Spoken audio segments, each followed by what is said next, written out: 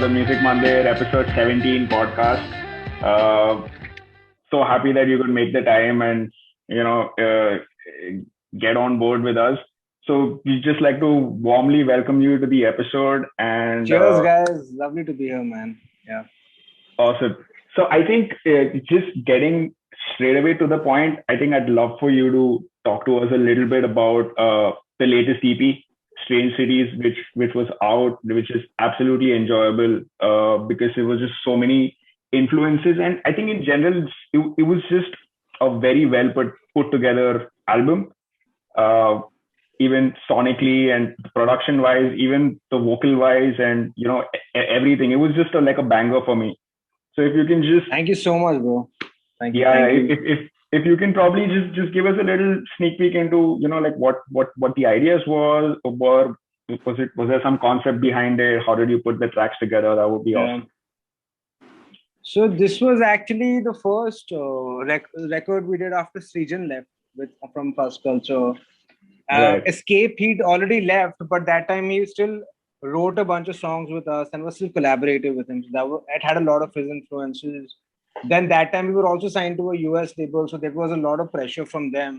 Then that got Oh. taken away last minute. Like it was like I'd put like Escape was a very turbulent time because that time Srijan had left, the studio had sort of dissipated, and our label had dropped us.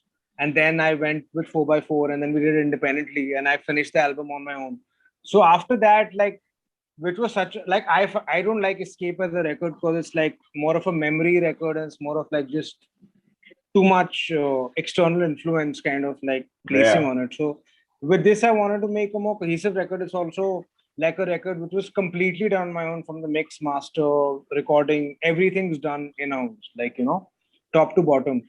And it was an EP where I was looking at finding a new sound for the EP, and specifically like Hmm. something which was more organic, going away from the extreme aggroness of the previous records. Like and maybe going into a more spacey vibe. So I have a lot of new songs also coming out within the like a bit in the dance space, a bit in the spacey space, a bit like getting a bit of Radiohead NIN into it, like as well as like getting like maybe newer punk influences, getting some synthwave into it, and kind of going away from the extreme because we'd explored the harsh sound of side of a sound for quite a bit, and Right. I want to try out a new thing, and also like vocally I'd been practicing a lot. I wanted to make the lyrics mean something a little more, lyrics be a little more abstract, be a little like tangential and deeper and have 2 3 meanings. So like for me it was a process, man, like shifting from that thought process to this. But now Yeah. I've already got another couple of songs up for release and then maybe another EP in 6 months or so. So now the train's rolling, man. Yeah. But like you mentioned vocals, which I also felt were it was completely new. Yeah. Like a lot of fuzz culture songs before, vocals was always there, but it didn't really Yeah. kind of hit you. The instrumentation was more that was Yeah. like in your Yeah. face and loud. Yeah. Whereas Yeah. this album was like every time I would check my phone again, and is this still the first culture album that's going on? Did the song change? Like because it was constantly surprising me at every point, and That's awesome, man. That's it awesome. was There's also sincerely something. enjoyable. Yeah. There's also something very interesting that I noticed in the album. Now that you say it, I've heard it like 7 or 8 times, the whole EP. Yeah. Yeah. Yeah. So the thing is, if you even were to take away all the synths and all the drum machines and everything else, Yeah. it was just stripped down to an acoustic album as a singer songwriter. It still makes a lot of sense, and That's the way that I says approached it. something. That's the way I approached Yeah, it, man. You've that actually says hit the nail something on the head. about. For me, Yeah, like it like feels in like fact that, how right?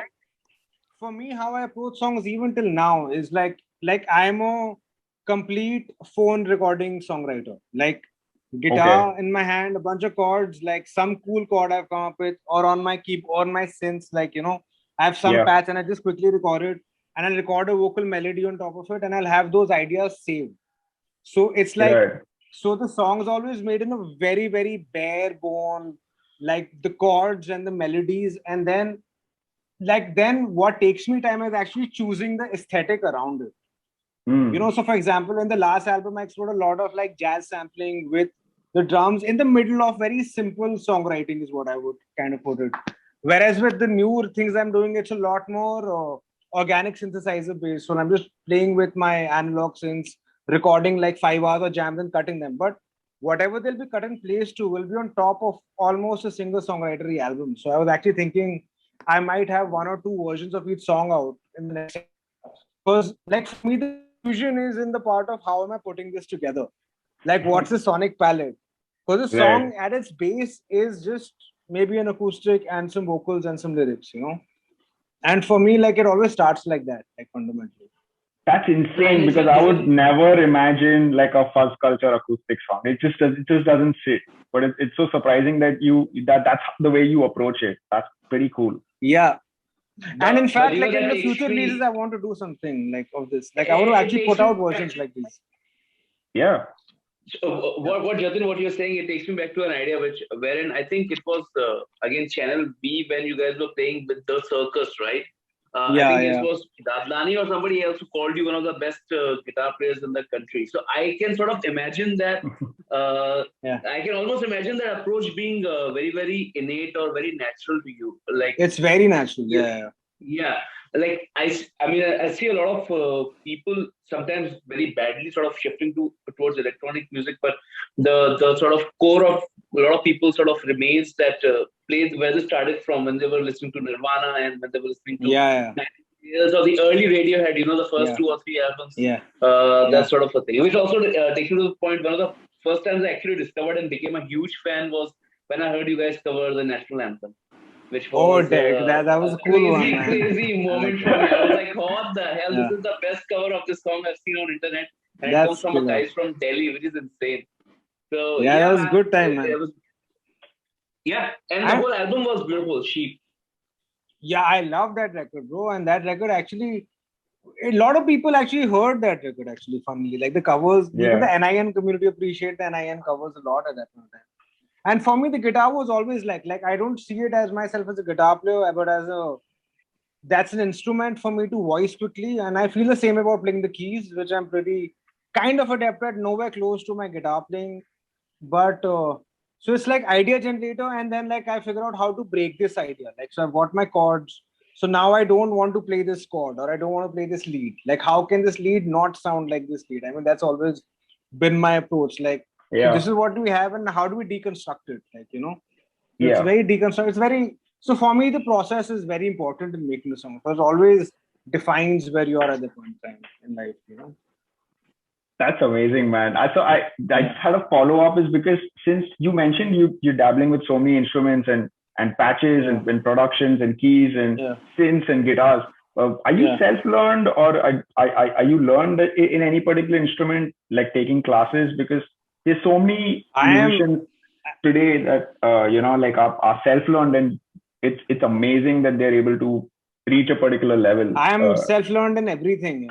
Self-taught in production, guitar playing, synth playing, whatever patawa voice I have. But I did like when I started doing production at the age of 23, I did go to 6 months to 3-4 months to Beat Factory to just harness my production skills. And I've also done a summer in New York University for film scoring. Like, so orchestration and learning orchestration and how to write pieces for symphonies. Like, I've done that. That was a different scene. Like, so, but that was more like just I want to take 3 months off. So let's learn this. Let's get your skills in order. What I'm really trained as is an architect. So somehow. Really? Is that true? Yeah. That's pretty much every musician in India. Dude, that's insane. That's so cool, man. You're an architect. Yeah. So architect. I'm really Yeah. Go on. I'm very curious about how that like the New York gig sort of work out for you in terms of film scoring. Like, did you sort of come back and incorporate that in your music? Did you see there was like a massive difference, or did you actually go on scoring for somebody? I'll tell you honestly, I just went there so I could get some cash out and have a terribly terrible time. All right. So I learned nothing. I went there, I wrote a big ass piece on the first day, and every day I would delete one layer because I knew my actual piece was this much. So I overwrote the piece, and every day I would get a critique and I just mute one layer and go out and party. So I went to waste my cash and maybe hook up with some girls in New York University. I'm being very honest. And this is all that happened. So I learned nothing. Dude, you're a guitarist. I wasted my that time. would have worked out very easy for you. You what? You're a guitar player, right? I mean, you could have, New York, that would have worked out really easy for you, scoring chicks I'll in just New say, York. I'll just say New York is a good city. It's a great city with some nice people. Right. So I wasted my education. Let's be honest about it. Like, you know. Okay. Yeah. I think that's a fair assessment. So part of the new album also Actually, had finally, in Strange Cities, the song "Brief Encounters" was written in university, in New York University. It's that old, like the key sequence. Oh, okay, yeah. Yeah. So that was done, like written, like for the final arrangement, obviously done later, but the chords, like the entire chord progression of the song, that one instrumental in the middle, was all done in the middle of this. So it was like you're going out, you're partying, coming back. It was done in a very drunk, hungover 6 a.m. morning when I did that. Like it was like. And so, do you think? And that I kept. Do you think it was useless for you, or you think like it's a useless process and you would sort of go to some place like that? No. It was very useful. I kind of over exaggerated my partiness also. It wasn't that much, but like we actually did really well in our score because like the thing was that like for me, what I want to do was like how do I incorporate like electronic instruments with an orchestra. So like I didn't go there to do an orchestral score. So it was very well appreciated there because like I wanted to like because we had people like who scored in the Lion King and like you know a lot of these Disney films who came and did sessions. So in those sessions, I got these guys to do parts and then I chopped and like generally in orchestra music you let it be, but I chopped up the sessions and then used their sessions as sound design elements and kind of reconstructed the way I want to do score. So it was kind of very interesting for me to apply what I wanted to apply with a big orchestral setup, which is very hard to come by in India, you know, like those spaces and those instruments and stuff. So that really did inform a lot, you know, and gave me a very good sense of arranging things. Like orchestral arrangement is a completely different game, like, you know. Yeah. And a very expensive one from what I've heard. Very expensive, but in these days you can just write like your parts and send it out to people to play. It's fine. I've heard people doing that. Yeah, so that's how I get my orchestra. Yeah, I was mid saying something previously. There's a really nice video that was put out for Strange Cities. Also, I'm missing the track, but it has you playing someone who's being interrogated and this guy's punching you. Yeah, nicotine, right? You're talking about nicotine. Yeah. That is a funky ass video, man. Like, what the hell was that about? I mean, firstly, how did you put it together? Because I think it released somewhere like mid-pandemic. It was right in the middle of the pandemic. So how do you put that together? Audio Dimensions is this place, if you know, it's a warehouse where they store a lot of equipment for concerts and stuff. So we had a contact there and we rented out their warehouse for a day. And then we got a core team together, which is all Savi, like Savi and Fahad did it. Like I honestly thought once my masters clicked, I kind of back off. And I was like, look, do whatever, video color correction has to be good, the edit has to be great. And he's like, yaar, I've got an idea. Aise, you will be in this room, you'll be interrogated and beaten up by people. I'm like, theek hai, kar de. Like, I'm like, you do it. But if it looks like shit, I'm bombing it. You know? So we got together. We got actors. Luckily, we got Ridhima. She's a very killer actress who came on board. We got our friends like Fahad's brother became like the horse, and Piyush became the singer. Yeah, and basically they were all representing cigarette companies, and they were trying to bully me. And like I didn't get what it was about, but I'm like, okay, it's cool. I'll do it. I have to be in one situation. And then we pulled off a night shift. So the crew came in. We came in at 7 or 8 p.m. and we walked through the night. And then Fahad did a fucking killer job of editing it and CCing it. So, like, you know, all kudos to him. Him and Savi, like, they pulled off the whole thing. That's so cool, man. Because I was watching the video and I was like, I mean, there's a lot of artists now that just put in so much freaking effort into music videos, right? And then I also, at many levels, feel that, you know, like music videos per se doesn't get a lot of importance. I mean, it should, because it's such a team effort and there's so many more involved than also the musicians. I mean, many times the musicians are not part of the music video.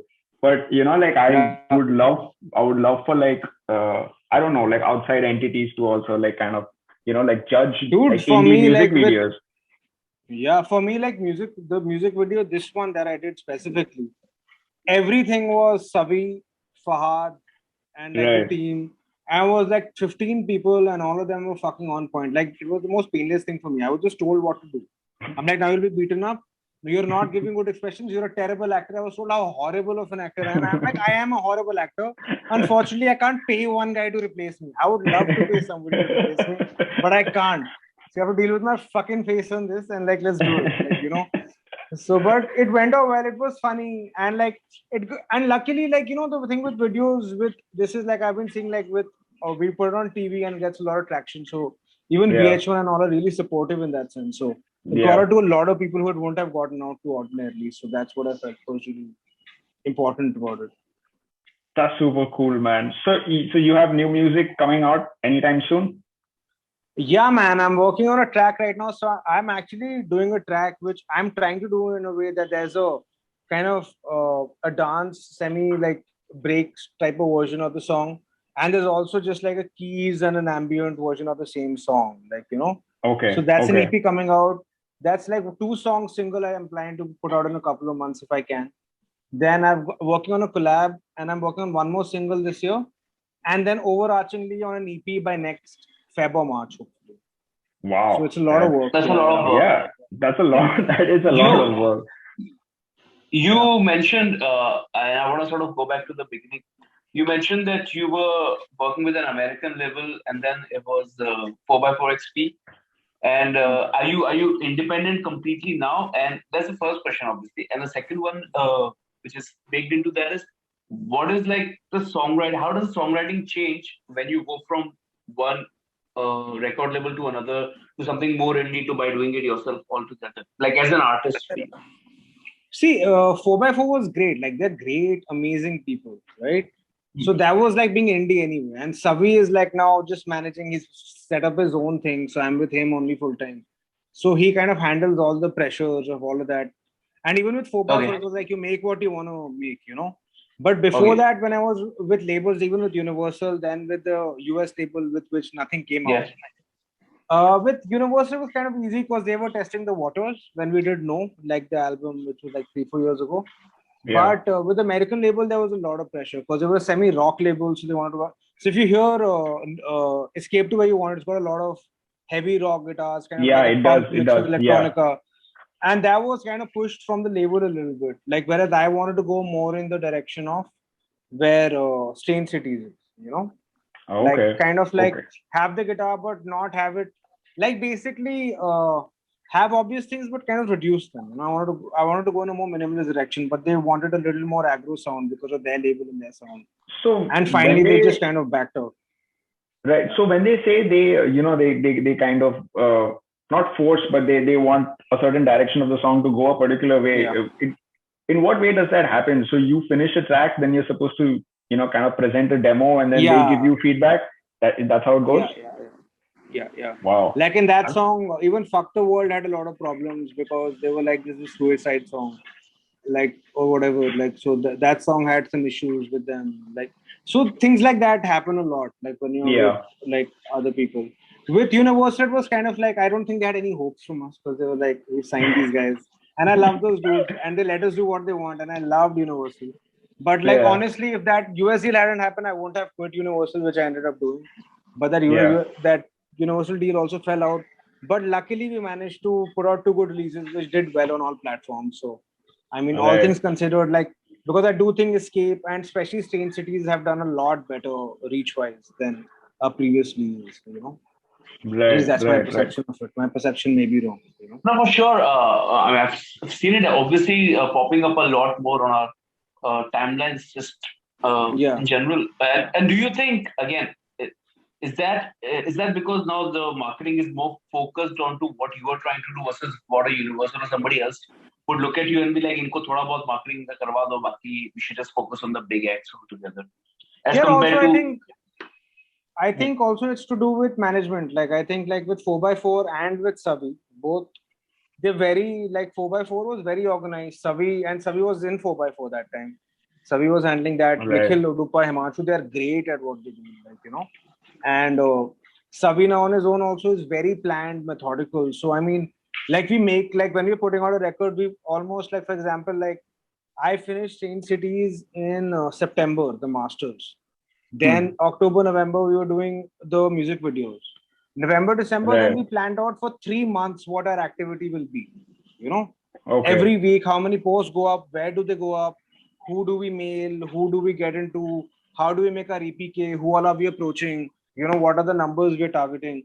So after finishing the master to actually putting it out, it was like, let's say 5 months of like That is a development of lot of process. it's a lot of planning and foresight. Yeah. What really interests me is also there's a lot of personalized planning, which Yeah. having worked for bigger companies myself, I don't think they would pay attention a lot to like an They indie did artist. actually. They did a lot of work actually with VH1. They used to play a video a lot with Universal, and Universal honestly was great. Like they did a lot of press, written press. That was the difference. Right. So you got into a lot of written articles and a lot of those.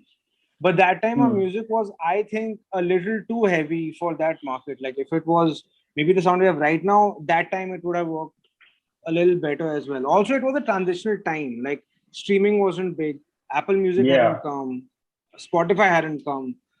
So right now how we approached it, like we printed CDs for God's sake. We had 2,000 CDs which we sold. So all of those things have gone now completely. So Yeah. it's like you have focused direction that okay, this can be done. Like back then, I just think it was more like let's hit it in the air and see what happens. Yeah. Pretty much. Things were quite Yeah. nascent there for independent music Yeah. and releasing your Yeah. stuff. What do you feel about since you mentioned the streaming business now, in terms of artists, if you had to, be fair in terms of your effort that goes into making an album and whatever X, Y, that income, because I've heard people who say that they get rubbish income. I don't want to get into that, but do you think there's a fair balance in terms of streaming platforms like Spotify and Apple Music versus like a Bandcamp, which I don't know for what reason, but I just feels like a much more direct approach for supporting artists or supporting Yeah. independent artists, where at least they give you like 98, 99% of that money in All terms and of 100% on Fridays. instead of Yeah. the streaming economy. So what are your kind of like nascent thoughts or serious thoughts? I actually have like for a very long time I've been a streaming advocate, honestly. Like I've been on the other side of the fence. Right. Because for example, like if you see Fuzzculture doesn't have a Bandcamp account and their Right. SoundCloud is not active. And this is by deliberate action, like for me. Okay. Because I personally feel like I really feel for us to make artists to make money, like B2C is like going to be dead. It's been going dead for a while. There's a reason why most things are shifted to subscription models, even when you're getting Netflix, even when you're getting Right. your things, right? Computers have reduced, like I was talking about this, like actually back in the day, I was discussing this when you're printing CDs. That the Right. future is not even, we were thinking of doing USPs instead of CDs. I was like, but if you really look at the future for this to work at the level of which CDs were, it will work where, like, I feel that if someone really likes a song, right? And they Yeah. play 10 times or they play 20 times, that's equivalent to one buy, and someone who loves the song will buy it. We have to move Right. towards a post. I personally am fully in favor of a post ownership world, like like where we completely delete ownership, and then but on the other hand, when that what happens is that I also feel Spotify and all are fighting for markets right now. So they can't charge people premiums because they're all fighting with each other.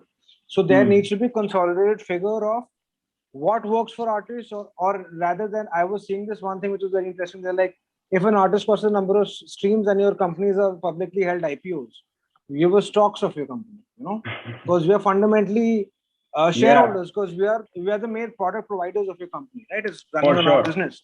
For So sure. over Yeah. a certain amount of time, and that's how I feel it will go. Like in a completely post ownership world, artists with a certain revenue stream become shareholders in the big companies. Like how like if you worked for a big corporation, most Yeah. people get paid in stock, like a 401k, right?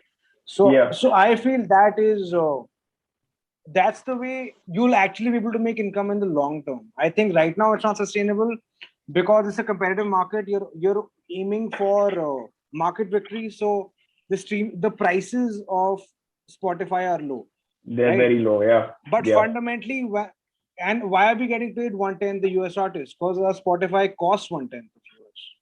You know, so it's a like, for example, the Spotify payout is 6x of YouTube, and Apple is a little more than Spotify. Spotify and Apple are Right. still the best payout. And if you look at it in large enough numbers, it's not a bad. It's actually, I find it to be a more sustainable revenue, because if you look at printing CDs like back in the day, right? That was Yeah. a massive income, and the margin we used to make was like 25-30% on the print, right? Whereas in this, your intellectual property is yours forever, and every time someone's playing your song, they're getting some percentage of it. The problem fundamentally becomes in the quantity, right? Yeah. Because like you need like a lot more to get that much money, whereas earlier, still the problem was there because you put 500 CDs and you probably won't sell them, right? In Yeah. Bandcamp, most of the guys who are playing it are selling maybe like what, 500 copies of their song if they're lucky, you know. So and it stops. The thing with any streaming thing is it kind of like stops like Yeah. that. So I am actually in favor of a post ownership world, and like at a point where to compete like what OTTs are doing, they actually start like maybe having buyouts of certain types of music, like what they did with Joe Rogan, right? They bought out his podcast for that much money. So you Yeah. 100 actually, million, yeah. the minute the infrastructure becomes profitable, artists will be incentivized because Netflix is profitable or Amazon is profitable. They have incentive to put 200 CRs into a film, right? So then Yeah. you get the return of companies investing in artists, which is the big problem actually at this point, where the investment comes from. So in the long game, I do think post ownership is the only thing that works, like that's my view personally. So it's No, yeah, not a makes very sense. popular one, but yeah.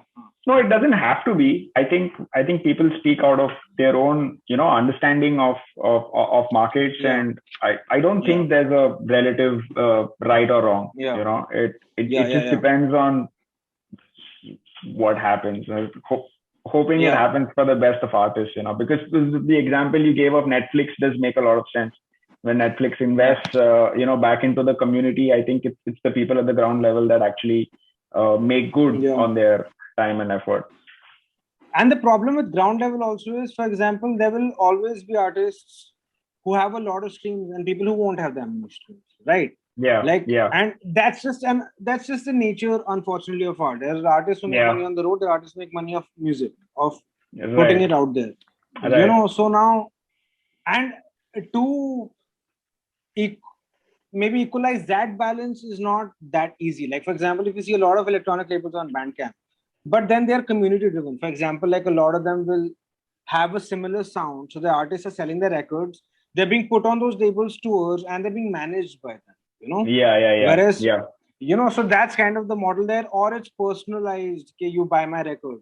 But that correct, only I think goes so far, especially in a point where, like on your phones, if you buy my song, my biggest problem is fine, I'll sell you my song for $10 or whatever, right? Where do you listen to it? Because it's not going to be on your iTunes, it's not going to be really on your Google yeah, Play, and it's going to be in yeah, your folders file, and you'll have to click on it. So yeah, fundamentally, you'll end up going back to your Apple Music no matter what. So if I yeah, get another couple of streams and maybe incentivized by labels as money starts flowing with these corporations, for in the bigger scheme of things, it's kind of more important to see that as a system which can be worked out.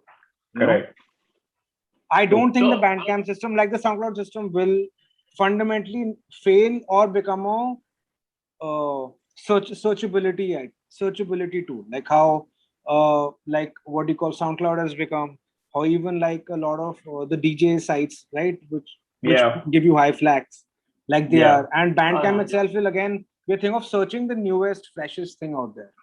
yeah, But I don't think it's a profitable market as say, Fine, someone can say I made $5,000, but someone can they may say they made a $50,000 of streaming as well. Like honestly, like I Correct. have not had a bad experience with streaming revenue. So Fair enough. yeah, but that's because I pushed that side of it very heavily.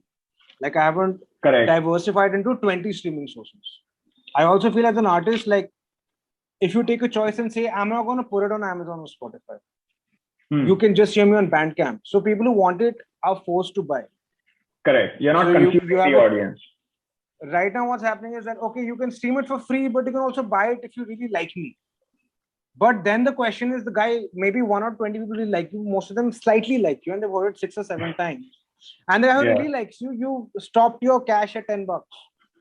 So if I think like a capitalist, it's actually a loss-making decision for you, Because let him stream it 100 times, it's more money than $10. I'm sorry, I lose people like this. That was awesome, man. That was just, that was like a lovely lesson in understanding this. I mean, that keep playing this on loop again and again. And it's like, okay, this is music business 101. I just want to sort of one last question, which is like a very dumb question, considering now what have we talked about? Like, what are you listening to right now? Yeah, these days I listen to very strange artists, and I'm always finding new indie electronic artists, and I'm really into like the guys who are putting out their own stuff. So I'll just open my playlist and tell you some artists that I'm loving right now, because I literally have like 1 hour a day when I'm just searching for music in the morning.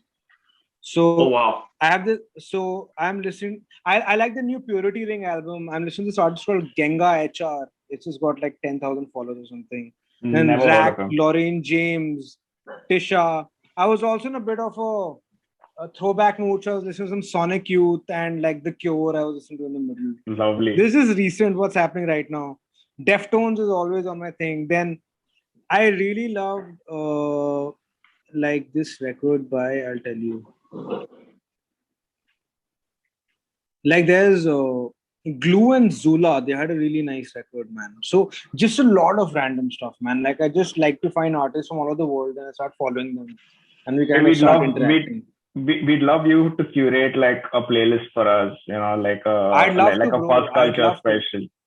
It would be awesome because anytime is kind of like now. I think I'll just text you after this call, so you can make us like a playlist at obviously anytime you have.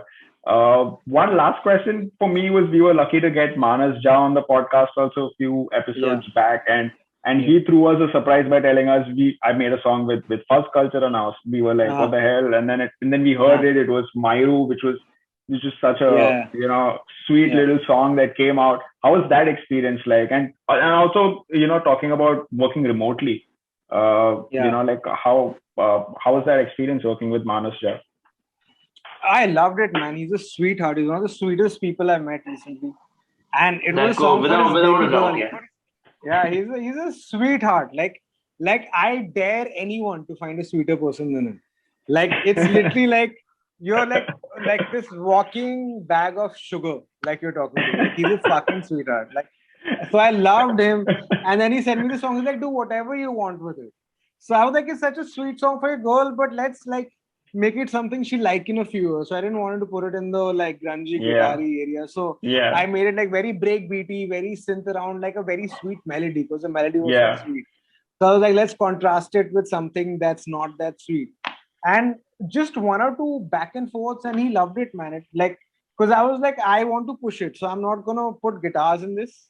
I'm not gonna put anything that. So he played guitar and sent it to me. So I was like, I'm just gonna take your vocals, reverse them, create things from around it, and place your hook. So I arranged the song and like like kind of put it in a way that it made sense and just flipped the song on its head, like so kind of didn't follow the brief, and he was so receptive to doing something new. So I had a fucking blast, man. Like he's honestly one of the best collaborators I've had. So easy. What a cutie he is, man. I'm sorry, I'm being fully gay, but it's fine. Like, no, because even for us, it was such a surreal story, because I believe his daughter was 1 or 2 years old. Like, how do you even compose a song for a kid of that age? Like, how do you even know, like at what way to go? Like, breakbeat. I don't know if my the kid's thing, gonna like what I- breakbeat. no, she was dancing. So like the way I looked at it was like, see, a melody is something she will sing and run around. The beat is fast, so she's Yeah. hyper. And he told her she's very hyper. And then I'm like, there are two ways to look at this. One, right now, you play her the demo, see if she's having a good time. She did. Right? She was dancing and calling me up, and she's like, I'm just chilling. Because the tune also is like done in a cute kind of way. Like it's not overbearing, like the way I produced it. And then my thing was, now you also have to make sure that now you've written a song for your daughter.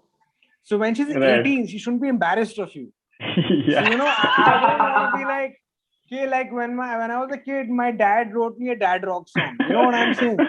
So we get out of the dad rock, we kind of future-proof the song a little bit. You can grow up and be like, yeah, my dad was kind of cool, right? Yeah. And yet she likes it. So that was my paradigm.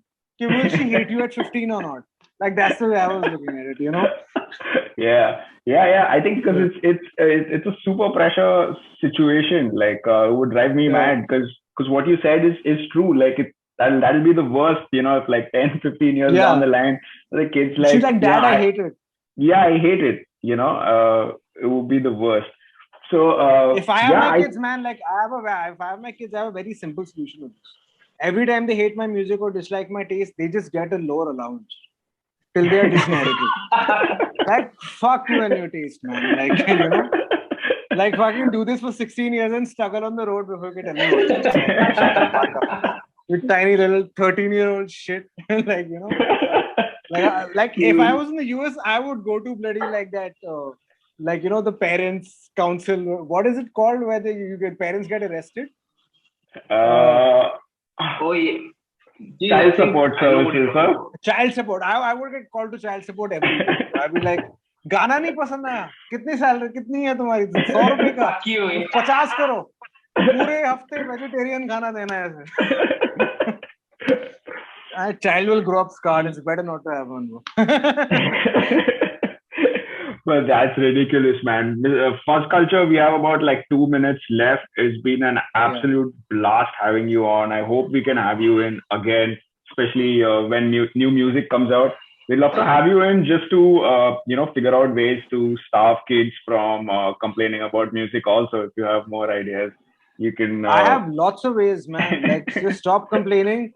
Do an excess. If luck isn't on your side, play the numbers game. Try 1,000 ways, one will work. Like, you know, that's the way I think. Like, if nothing works, just work harder, man. Fuck it.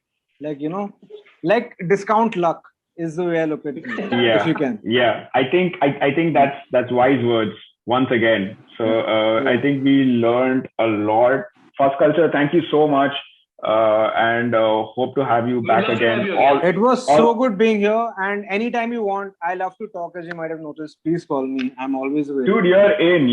We're you know, you just gotta be on whenever, you know, we feel like chatting with you, want to hear your voice. You can maybe play us something next time. I don't know, you know. Yeah, we'll do something. Like, I'll play the new songs. We'll do that. Absolutely, dude. Awesome. Thank you so much, and all the best. Good night. See you. Cheers, guys. Best of luck to Musicmandir. Thank you so much for having me. Thanks. Cheers. Thanks a lot. Lovely. Bye. Good night. Thank you both. Bye. Good night.